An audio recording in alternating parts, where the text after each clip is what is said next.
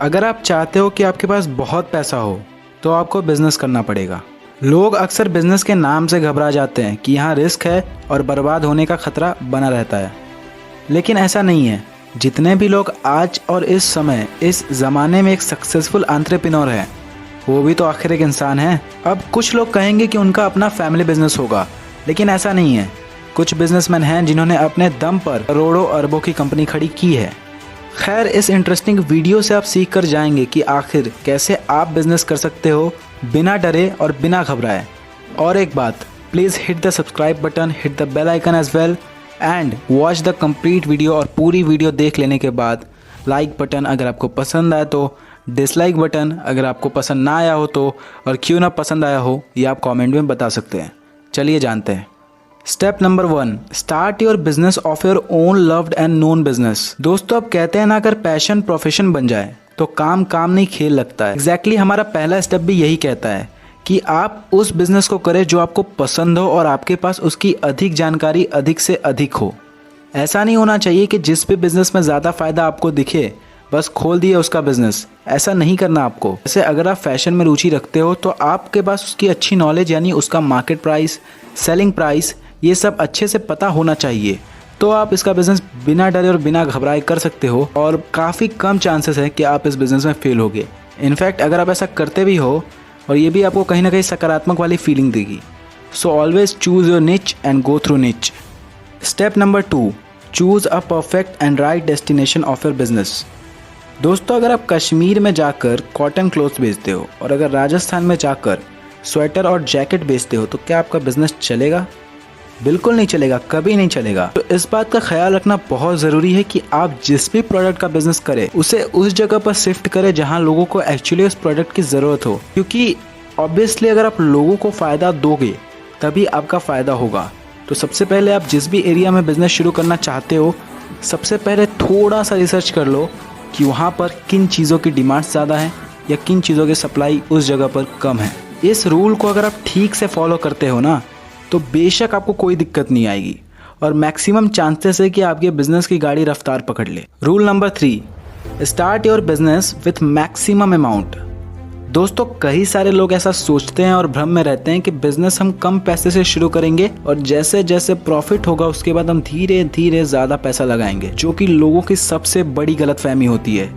यही गलतफहमी अधिकतर बिजनेस को नुकसान पहुंचाती है। अगर आप कम पैसे से अपना बिजनेस शुरू करते हो ना तो आपको ढंग के रूम या शॉप मिलेंगे और ना ही अच्छी क्वालिटी के प्रोडक्ट्स और ना ही आपके बिजनेस का अच्छा लुक होगा। इसलिए ये बहुत ज़रूरी है कि आप अपने बिजनेस को मैक्सिमम अमाउंट के साथ शुरू करें। मैं ऐसा नहीं बोल रहा कि आप एकदम से बहुत ज़्यादा पैसा लगा दें, लेकिन एटलीस्ट इतना तो ज़रूर करें कि आपके बिज़नेस का जो लुक हो और आपके बिज़नेस का जो मैनिफेस्टो हो वो अच्छा दिखे और ब्रांडिंग अच्छी हो, तो लोग अपने आप वहाँ पर अट्रैक्ट होकर चले आएंगे और आपका बिजनेस काफ़ी ऊंचाई पर पहुँच जाएगा। Step number 4, diligently monitor and track your cash flow. दोस्तों, सबसे ज़्यादा ध्यान में एक बिजनेसमैन को ये रखना चाहिए कि उसके इनकम कितनी है और इन्वेस्टमेंट कितनी। उसके पास जानकारी होनी चाहिए कि उसे किस ब्रांच में ज़्यादा मुनाफा हो रहा है, बट इससे भी ज़्यादा ज़रूरी यह है कि किस ब्रांच की मार्केट में ज़्यादा डिमांड है और किसकी कितनी कम सप्लाई है। फ्रेंड्स, आप जितना इन्वेस्ट करते हो क्या आपको रिटर्न्स में उतना मिलता है? आज के बिजनेसमैन जो होते हैं या फिर जो ट्रेडर्स होते हैं वो इन सब बातों पे ध्यान देना पसंद नहीं करते। उनके मुताबिक कि ये सब लाइक वेस्ट ऑफ टाइम है, बट ऐसा नहीं है ब्रो। अगर आप ऐसा करोगे तो कहीं ना कहीं एक एक रुपए का हिसाब आपके पास रहेगा। बहुत बहुत अधिकतर चांसेस हैं कि आपको लॉस हो। अब वो कहते हैं ना, एक बड़ी सी टंकी में भी अगर पूरा भरा हुआ पानी हो जो कि 1000 लीटर का हो और अगर उसमें एक छोटी सी छेद भी हो जाती है ना, तो भले ही आपको पता ना चले लेकिन धीरे धीरे एक दिन वो टंकी खाली हो जाएगी। इसलिए एक एक रुपए का हिसाब रखना बहुत ज़रूरी है, तभी आपका बिजनेस बहुत बढ़ेगा। प्रॉफिटेबल प्रोडक्ट से ज़्यादा फ़ायदे आपको डिमांडेबल प्रोडक्ट देते हैं, इसलिए आपको इसमें ज़्यादा ध्यान देने की ज़रूरत है कि आप सबको मॉनिटर करें और ये बहुत ज़रूरी है। इस वजह से आप एक मैनेजर को भी हायर कर सकते हैं। फ्रेंड्स, अगर बिज़नेस को बड़ा बिज़नेस बनाना चाहते हो तो आपको एक नेटवर्क बिल्ड करना होगा और नेटवर्क बिल्ड होगा कस्टमर से।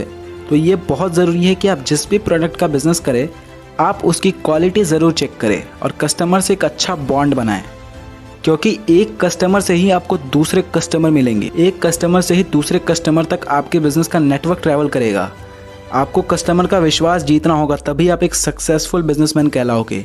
सो मेक श्योर सिर्फ अपना फ़ायदा नहीं, कस्टमर के फ़ायदे पे भी ज़्यादा ध्यान देने की ज़रूरत पड़ेगी, क्योंकि पॉजिटिव पॉजिटिव पॉजिटिव ही होता है। दोस्तों, ये ज़रूरी है कि आप अपने प्रॉफिट को ज़्यादा से ज़्यादा करें, लेकिन प्रॉफिट तब ज़्यादा होगा ना जब आपके पास डिपार्टमेंट्स ज़्यादा होंगे। जैसे आप एक ही तरह के प्रोडक्ट बेच के तो ज़्यादा प्रॉफिट नहीं कर पाओगे ना, बिकॉज हर इंसान की नीड्स एंड डिमांड्स अलग अलग होती है।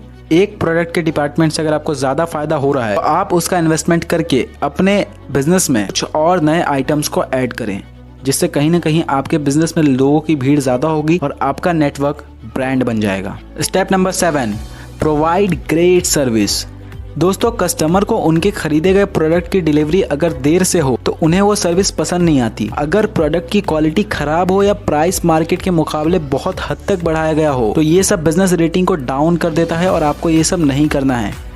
अगर आप कस्टमर से रिस्पेक्टफुली और जेंटली कम्युनिकेट नहीं करते हो तो इसका सीधा असर आपके बिजनेस पर पड़ेगा। So it is very important कि आपका और आपके साथ के मैनेजर और एम्प्लॉय का कम्युनिकेशन स्किल्स अच्छा हो, तभी आपका सर्विस कस्टमर को पसंद आएगा और दूसरी बार भी कस्टमर आपके यहीं से डील करेगा और दूसरों को भी आपके साथ बिजनेस करने को प्रेफर करेगा। Step number 8, keep upgrading timely. दोस्तों, आप सब ने नोकिया के बर्बादी की कहानी तो जरूर सुनी होगी। नोकिया एक समय सेल फोन की दुनिया का बेताज बादशाह था, पर ये तो खरगोश और कछुए वाली कहानी हो गई। सबने खुद के ब्रांड को धीरे धीरे अपग्रेड करना चालू किया और नोकिया इस घमंड में सोता रहा और देखते ही देखते सब आके निकल गए और नोकिया बर्बाद हो गया। और आज इस कंपनी के फोन्स को आज के जनरेशन पूछते भी नहीं। इसलिए आपको अपने बिजनेस में टाइमली अपडेट्स और अपग्रेड्स लाते रहना है और अपने बिजनेस को टाइम के हिसाब से आगे बढ़ाते जाना है। कहीं ऐसा ना हो कि आपके कंपटीटर्स आपसे आगे निकल जाए और आप बस वहीं रह जाओ और फिर एक दिन शटर बंद करना पड़े।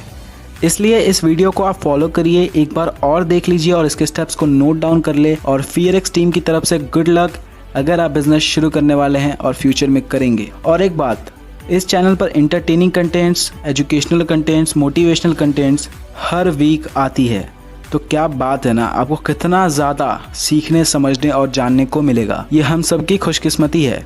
तो बेशक चैनल को सब्सक्राइब करें और अगर आप मुझसे पर्सनली बात करना चाहते हैं, मिलना चाहते हैं, आप मुझसे जुड़ना चाहते हैं तो आप मुझसे इंस्टाग्राम पर जुड़ सकते हैं। मेरी इंस्टाग्राम आईडी आपको डिस्क्रिप्शन में मिल जाएगी। खैर चलिए दोस्तों, शुक्रिया जुड़ने के लिए। अगली वीडियो भी जल्द आ रही है, तो अगर आप चैनल पर नए हो तो यार फिर से चेक कर लो आपने सब्सक्राइब किया है या नहीं किया। और अगर नहीं किया है तो प्लीज़ सब्सक्राइब करिए और अपना मनपसंद कंटेंट अगली वीडियो में अगर देखना चाहते हो तो तुरंत कॉमेंट करिए।